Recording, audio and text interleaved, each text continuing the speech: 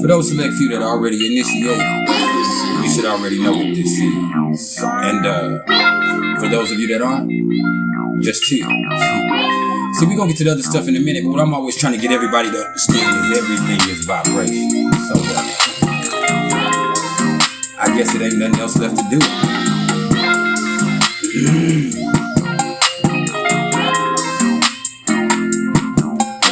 But vibe.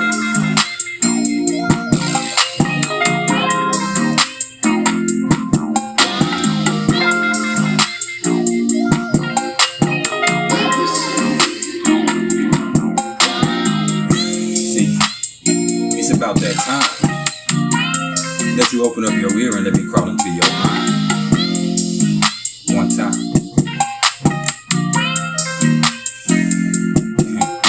See, you ain't gotta do nothing. You better not say nothing.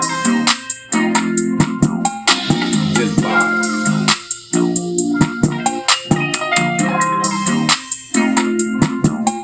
I am that Jones in your bones.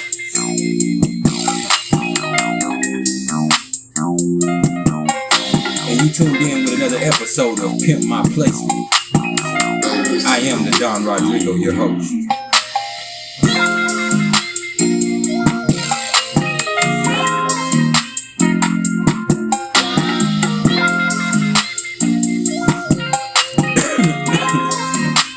Just smile.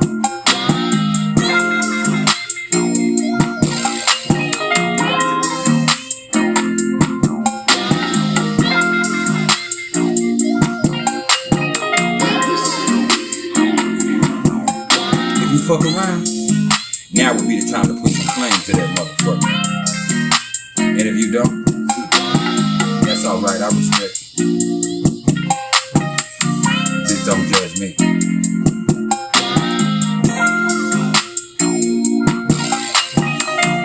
See, you can't see me. I know you think you hear me, but it ain't that.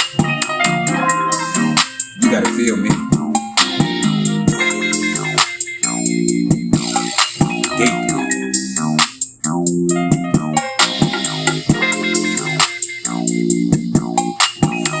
Fucked up and clicked on some trill shit this time.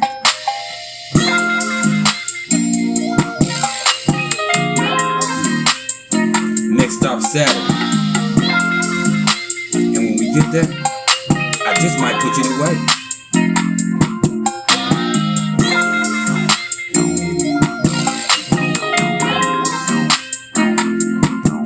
So we can either vibe, or we can get into some real gangster shit. And I don't think you want that.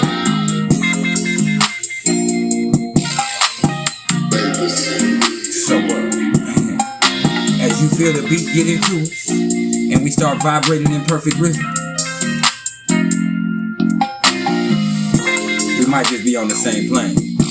And I ain't talking about flight 828, although we can manifest whatever we need to. Oh, I'm talking about a whole different plane of existence, a whole nother realm of existence. What it was, y'all. Y'all know who it is, and if not, I can't tell you. And y'all tuned in with Priceless Knowledge of Self. And this right here, this ain't nothing but some cosmic insight. And look, man, this right here, this is our last and final installment in our Saturn series. So after this, you can go back and review all the Saturn signs and all the Saturn houses. And eventually we'll get to aspects, but we're not there yet. But when it comes to your placements, I got you covered. And I also feel like I'm one of the best at what I do. But that's just a matter of opinion. And so to finish this out, we're going to bring it home. And in doing so, it might get hard. We still gonna have to put the work in because this is Saturn. And this right here, this a little something about those people that have Saturn and Capricorn in their natal chart. And see, before I even go there, if you don't know my style, what I'm gonna do first is I'm gonna tell you a little bit about Saturn. I'm gonna give y'all a quick breakdown of the energy that comes along with it and how it might affect you. Then we're gonna talk a little bit about what the sign of Capricorn is actually all about. Then we're gonna bring it to a culmination And fortunately for you, you tuned in with one of the coldest closers in the game. So without wasting any more of anyone else's time, let's get this thing cracking. So, Saturn.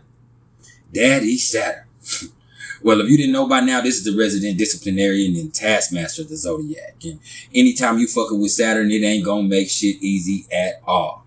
As a matter of fact, being the ruler of the sign of Capricorn in the 10th house of the astrological chart, this is all about taking the necessary steps and putting the work in if you ever want to see tangible results. It's like the priceless message of Jesus Christ himself. If Jupiter's going to give you a fish and bless you for a day, that's cool. But Saturn's going to put you through some shit that teaches you to fish, and you'll never be hungry again. When I was a child and I thought like a child and I was embroiled in my childish ways, I had a deep fear of Saturn because Saturn represents hardships, hard work, discipline, and mastery. And my little old 5th house Pisces moon just wasn't feeling that. But my 2nd house Saturn in Sagittarius has something else to say. And that square right there, that happens to be exact in my chart, it's played a humongous role in my life. And it's really brought me to a tremendous spiritual understanding that a lot of people may never be able to get to unless somebody like myself shows them how to get there. So, hey man, I believe in Saturn. Y'all youngsters these days be talking about pressure, this pressure, I'm pressure, that's pressure. Nah, you ain't pressure and that ain't pressure. Saturn is pressure. And pressure do two things. It's either going to bust your pipe or it's going to make a diamond at it. Okay, I mean, I know you see me shining, right? And Saturn also co-rules the sign of Aquarius in the 11th house of the astrological chart. And for me, that says that it's okay to want to rule the world as long as you're putting the necessary work in. But that's just my opinion. And Saturn rules over time and all of its usefulness and all of its restrictions. And when we look at that from a human aspect, that means it rules over age and old age and all the lessons that that'll teach us. And wherever Saturn shows up in a chart, it shows where we feel restricted. It shows where we have obligations. It shows where our fears are. It shows where we might be holding ourselves back a little bit. Or where the universe might be holding us back a little bit so we can catch up on some karma. Now, the sign placement of Saturn. This is going to show the type of energy that's connected with our feelings of obligation. This is also going to show the type of energy that we have to work a little bit harder in order to access. But once we get there, we can achieve mastery. Now, the house placement of Saturn. This is going to show the areas of life that we're going to feel restricted in. And it's also going to show the areas of life where we're going to have to work harder in to obtain the things that are coming to us. Pardon me. I want to let people know before I even go any further that at the time of this recording, we do have Mercury retrograde in Libra exactly conjunct my ascendant. So I got an excuse to be fucking up. And I'm going to use that as an excuse. It's one of the benefits of being an awesome astrologer. And so, anyway, now when we're talking about the aspects of Saturn, this is going to show the most direct involvement of other areas of life with feelings of responsibility. Now, I also tell people this. Saturn, it changes signs every like 2 to 3.5 years. And that depends on its retrograde action. But it goes through the whole zodiac in every 28 to 32 years. So every 28 to 32 years is going to be back to the sign that it was in at the moment of your birth. And that signifies that Saturn return. And this is one of the most feared and dreaded aspects in astrology because it signifies the ending and beginning of a lot of the karmic cycles. And it also kind of is sometimes in our life where we see some tumultuous experiences. It's like the universe is just adding pressure and adding pressure, trying to see if there's a diamond up in there. But there's also going to be times in that Saturn return where we see restrictions eased up off of us because we've got to figure it out. We kind of are in a good place. Or it doesn't have anything to do with us. It has to do with aspects. So that's worth looking at. And if you don't want to look at it yourself, it's always worth talking to a professional like myself, and we'll do our best to help you out. And when we're talking about the sign of Capricorn now, man, this is the 10th sign of the zodiac. It rules over the 10th house. It is ruled by the planet Saturn. You know, it rules over the knees. Its symbol is the goat, and its mantra is I use. And this is most definitely cardinal earth. And this is most definitely big time daddy energy, y'all. And Capricorn, first and foremost, is all about hard work, getting to the top of the mountain, and being the motherfucking best. And this is the absolute epitome of ambition and determined energy. And hey, man, whatever Capricorn energy wants, it gets, man. But it's also all about taking the necessary steps and putting the work in. And Capricorn is strictly business and never personal. And wherever it shows up in a chart, it's extremely practical and pragmatic. And it can definitely come across as a little bit cold and calculated and superbly stubborn. But it's also the epitome of ambitious, like I said. And with Capricorn, after all the hard work, hey, those victories sure smell sweet. And they come.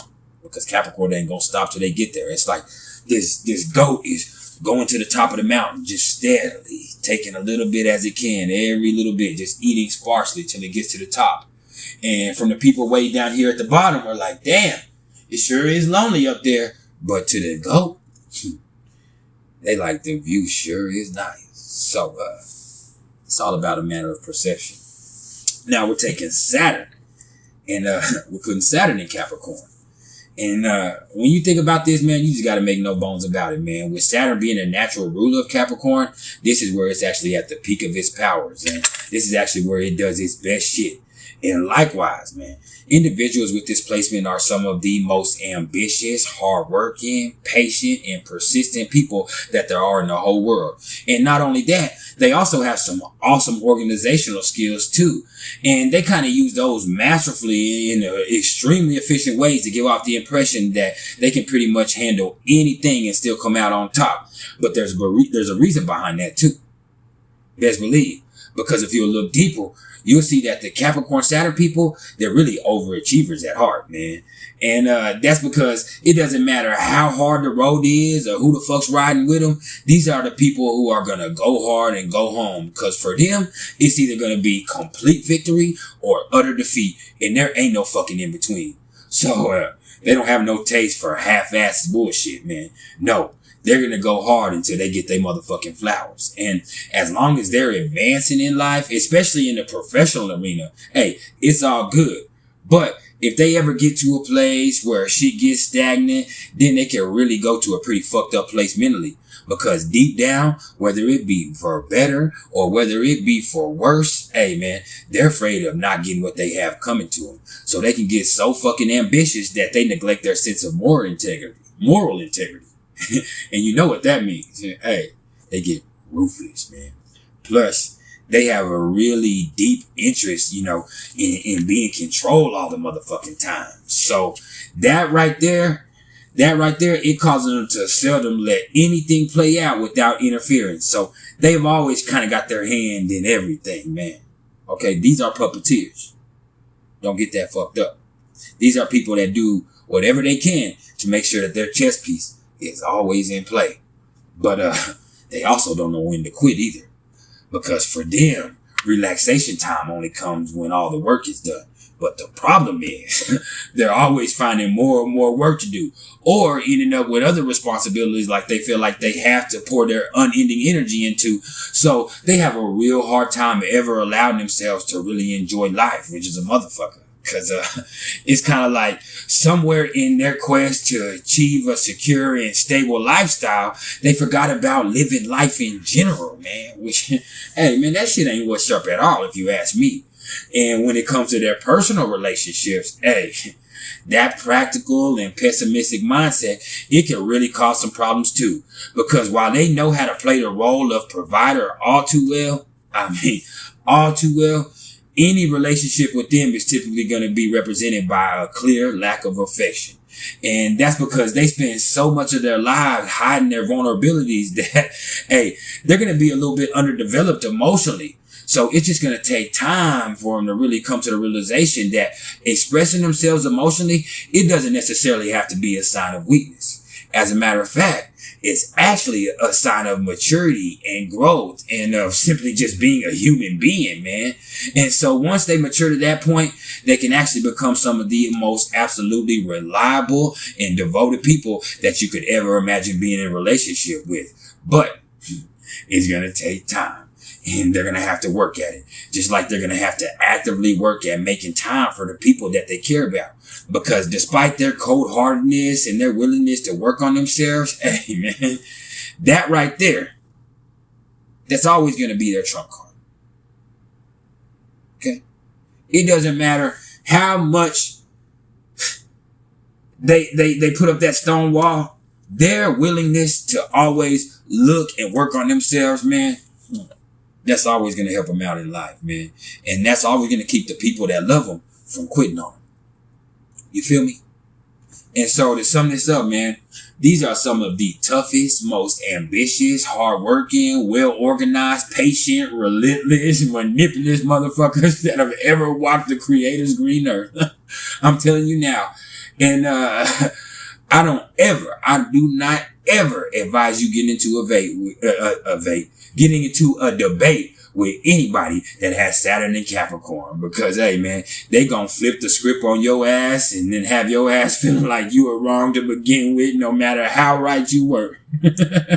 So hey man, some people would say that this is the devil in hell when you're looking at this placement.